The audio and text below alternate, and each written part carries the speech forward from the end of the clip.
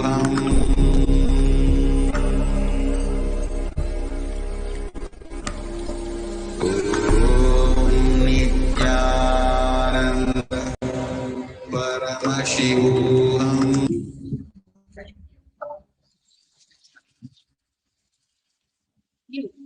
Om Nityananda Paramashivoham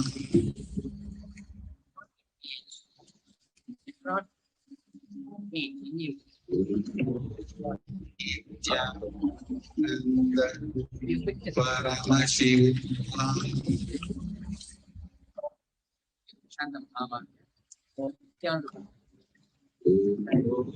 Nityananda Paramashivoham Om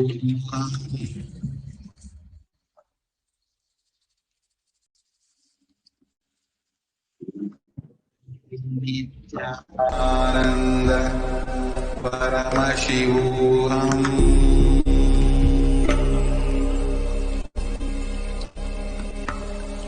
Om Nityananda Paramashivoham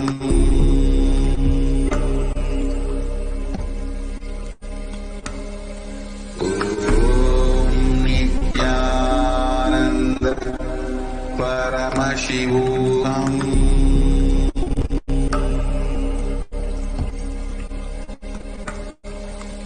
Om Nityananda Paramashivoham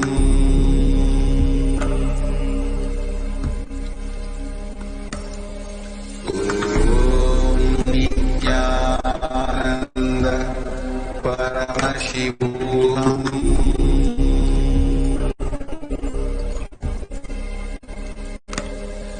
Om Nityananda Paramashivoham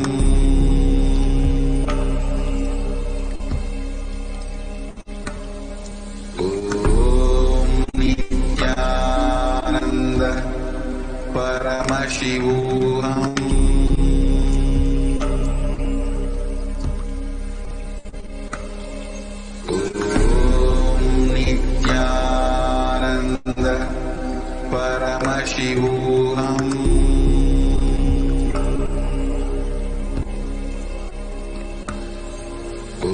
Om Nityananda Paramashivoham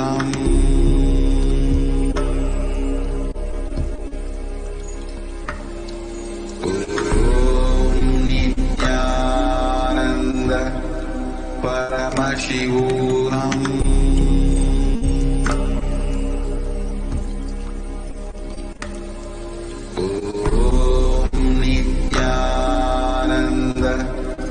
Paramashivoham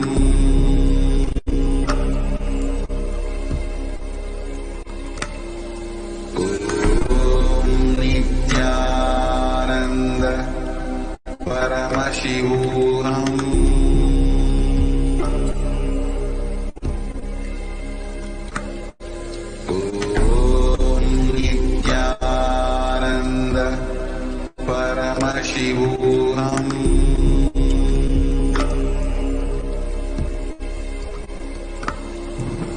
Om Nityananda Paramashivoham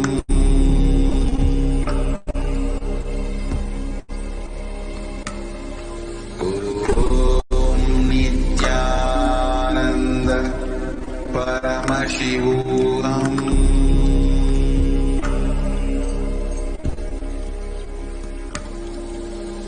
Om Nityananda Paramashivoham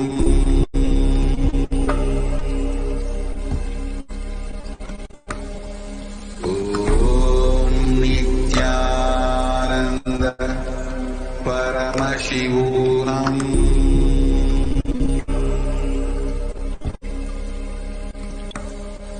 Om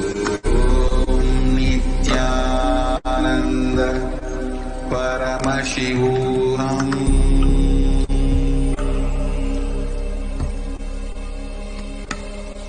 Om Nityananda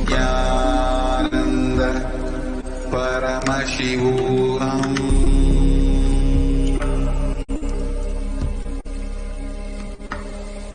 Om Nityananda Paramashivoham.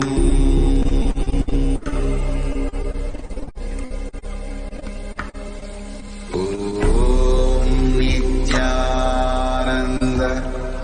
Paramashivoham.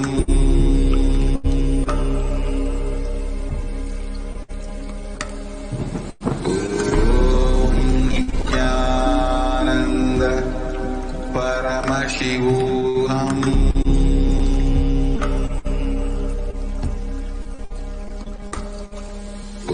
Om Nityananda Paramashivoham.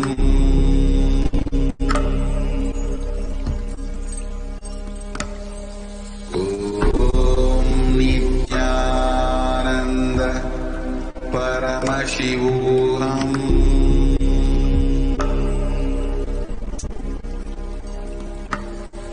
Om Nityananda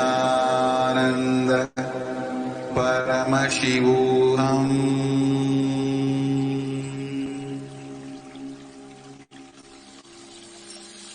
I bless you all. Let you all open all your three eyes.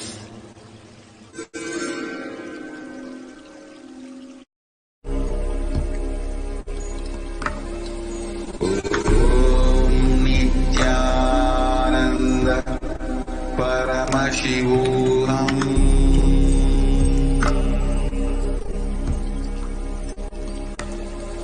Om Nityananda Paramashivoham.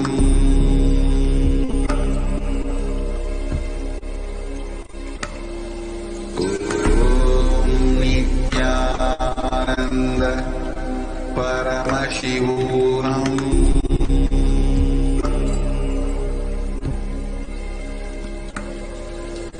Om Nityananda Paramashivoham.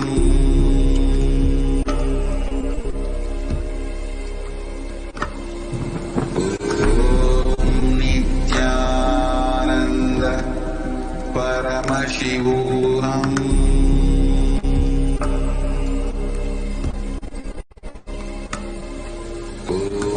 Om Nityananda Paramashivoham. Om Nityananda Paramashivoham. Om Nityananda Paramashivoham.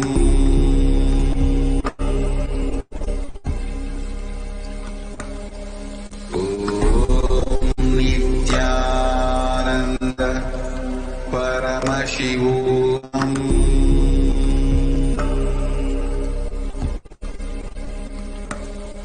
Om Nityananda Paramashivoham.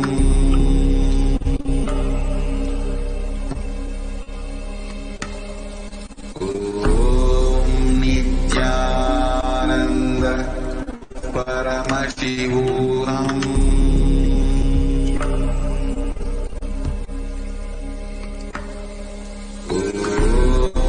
Nityananda Paramashivoham.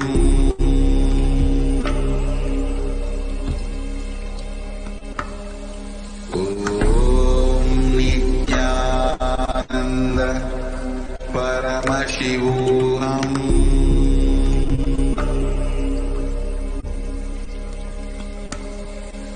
Om Nityananda Paramashivoham.